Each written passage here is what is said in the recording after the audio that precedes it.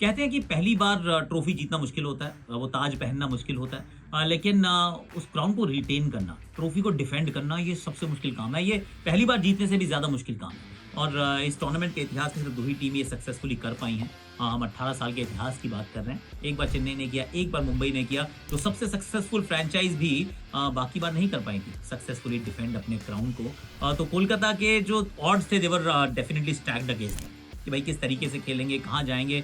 अब उसमें आप कोशिश तो करते हैं कि सेम टीम रख लें, पर ऐसी किस्मत की मार थी कि ये बड़ा ऑक्शन था। अब बड़े ऑक्शन से पहले आपको रिटेन करना पड़ता है, कुछ राइट टू मैच कार्ड्स रखने पड़ते हैं, पूरा डायनामिक्स है जो बदल जाता है, जो शायद अगर वो 2 बड़े ऑक्शन के बीच में होता तो इतना चर्निंग नहीं दिखती, लेकिन यहाँ पे चर्निंग थी। अब चर्निंग बहुत ज़्यादा नहीं थी। इसलिए उन्होंने कोशिश यही की कि वापस उसी ग्रुप को एकत्रित करने का प्रयास करते हैं, पर 3 बड़े इंपॉर्टेंट कॉग्स वहाँ से मिस हो गए। एक थे फिल सॉल्ट, जिन्होंने बहुत बढ़िया वो जोड़ीदार का साथ किया दिया था सुनील नारायण का।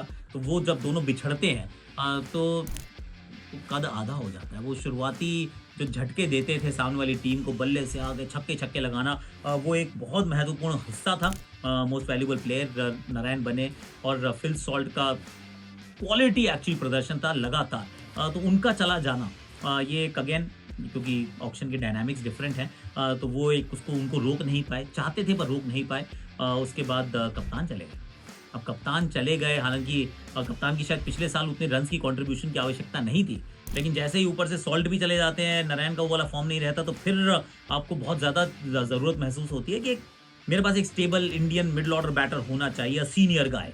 तो वो श्रेयस अय्यर का चला जाना, अब उनकी जगह वो अजिंक्य रहाणे को लाए तो हैं। अजिंक्य रहाणे ने अच्छा भी किया है, पर श्रेयस अय्यर की कमी मुझे लगता है थोड़ी-सी तो खली है। तीसरा खिलाड़ी जो वो नहीं ले पाए वापस, वो थे मिचेल स्टार्क।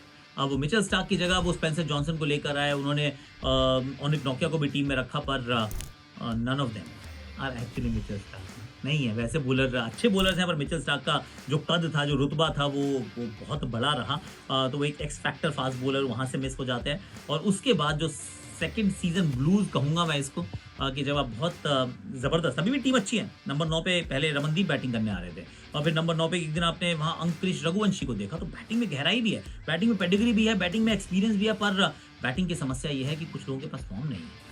अभी तक वो साथ वाला जो ओपनर है, सुनील नारायण तो हिट एंड मिस होने ही वाले थे, पर साथ वाला ओपनर क्विंटन डी कॉक एक match player of the match, पर उसके बाद फॉर्म गया तो ड्रॉप हुए।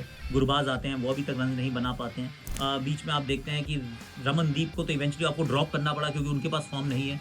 और रसल ने अभी भी वो अपना रसल वाला अवतार दिखाया नहीं है।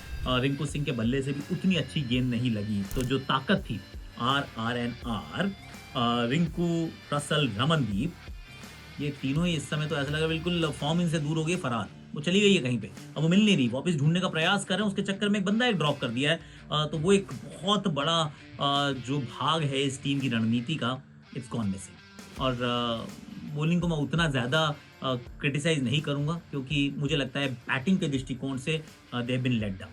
चाहे वो मुंबई का मैच हो जहाँ पे 115-18 पे आउट हो गए थे, या फिर वो पंजाब का मैच हो जहाँ 111 चेज़ नहीं कर पाए थे। तो bowling I think has done all right. It's the batting, और उस बैटिंग में ऊपर फिल सॉल्ट, बीच में श्रेयस अय्यर, और जो 3 RRR का जो फॉर्म है, उसने इस टीम को हैज़ पेग्ड बैक, और pegged them back a lot.